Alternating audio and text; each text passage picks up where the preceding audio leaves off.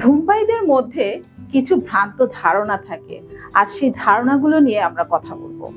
ধূমপায়ীরা যে ভ্রান্ত ধারণা মনের মধ্যে লালন করে, আর সেটাকেই আসলে তারা অজুহাত হিসেবে ব্যবহার করে থাকে ধূমপানটাকে যেন না ছাড়তে হয় সেই জন্য।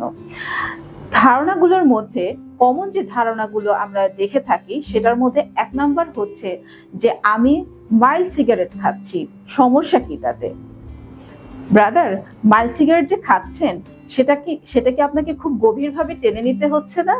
সেটা তো আপনার গভীর পর্যন্তই পৌঁছাচ্ছে, তাহলে গভীরভাবেই আপনার ক্ষতি সাধন হচ্ছে। এই মাইল্ড সিগারেট বলতে আসলে কিছুই নাই, এটা হচ্ছে তামাক কোম্পানির একটা ফাঁদ মাত্র বা কৌশল একটা। দ্বিতীয় যে ভ্রান্ত ধারণা বা অজুহাত আমরা দেখে থাকি সেটা হচ্ছে যে বিভিন্ন গবেষণা বলে যে ধূমপান বন্ধ করার পরে অনেকের ওজন বাড়ে। হ্যাঁ, গবেষণা বলে, অনেকগুলো গবেষণাই বলে যে ধূমপান বন্ধ করার পরে 6.35 কিলো পর্যন্ত ওজন বাড়ে, এবং এটাকেই কেন্দ্র করে ধূমপায়ীরা অজুহাত দেখিয়ে বলেন যে আসলে তাহলে আমার ওজন বাড়ানোর দরকার কি, আমি ধূমপানই করতে থাকি। না ব্রাদার, আপনি একটু চিন্তা করে দেখেছেন যে আপনি ধূমপান করছেন তার জন্য যে আপনার কতগুলো স্বাস্থ্য ঝুঁকি রয়েছে? আপনি নিজের ক্ষতি করছেন, পরিবারের ক্ষতি করছেন, পরিবেশের ক্ষতি করছেন, আপনার জীবনটারই ক্ষতি করে ফেলছেন। তাহলে আপনি যদি সামান্য যদি আপনার ওজন বাড়েও, সেটা তো আসলে অনেক রকমের অল্টারনেটিভস আছে না? সেটা আপনি ডেফিনেটলি চর্চা করে আপনার ওজনটাকে নিয়ন্ত্রণ করতেই পারেন। আপনার বুদ্ধি বিবেচনা কি বলে যে আপনি ধূমপানটাকে বন্ধ করবেন, নাকি আপনার ধূমপান বন্ধ করার পরে যে আপনি একটা হেলদি লাইফ লিড করবেন, কিছুদিনের জন্য আপনার ওজনটা বাড়লো, সেটা আপনি নিয়ন্ত্রণ করে আপনি একটা হেলদি লাইফ লিড করলেন। আপনার বিবেক কি বলে কোনটা আসলে ওয়াইজ?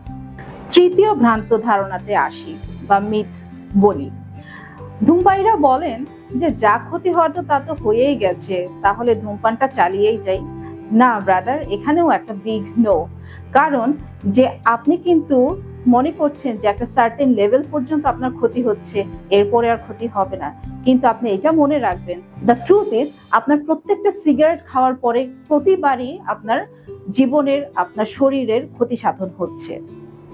চতুর্থ মিথ, ধূমপায়ীরা মনে করেন যে আমি তো শুধু ধূমপানই করছি, আমি তো বড় ধরনের কোনো মাদক নিচ্ছি না, তাহলে সমস্যাটা কোথায়?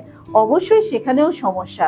আপনি জানেন খুব ভালো করে যে ধূমপান করার ফলে আপনার কি পরিমাণ স্বাস্থ্য ঝুঁকি হচ্ছে, আপনার পরিবারের স্বাস্থ্য ঝুঁকি হচ্ছে, পরিবেশের স্বাস্থ্য ঝুঁকি হচ্ছে, এবং আপনি কিন্তু আলটিমেটলি অন্যান্য মাদক সেবনকারী যারা আছে তাদের যে ক্ষতিগুলো হচ্ছে, আলটিমেটলি কিন্তু আপনারও কিন্তু সেই ক্ষতি সাধনই হচ্ছে।